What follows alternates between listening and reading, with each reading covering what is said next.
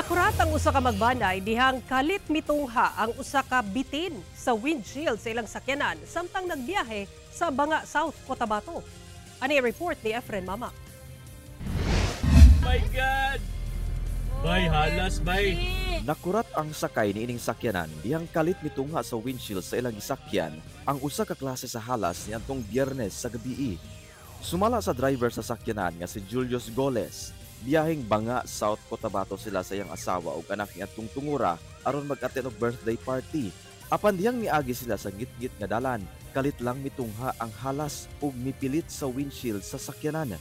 Busa, gipaganan niya ang wiper sa sakyanan aron mapahawa ang halas. Nung nasa malapit na kami na area na yon, medyo madilim may mga kahoy Bigla nang sabi ng asawa ko, meron ng ahas. Akala ko naman yung ahas nasa daan. Lahat kami nagpanik. Apan wala gihapon sila miundang sa pagbiyahe o gipaandar lang nila ang wiper hangtod sa nawala na ang halas. So, di namin nakalain na pwede pala mangyari na meron palang mahulugan ka ng ahas.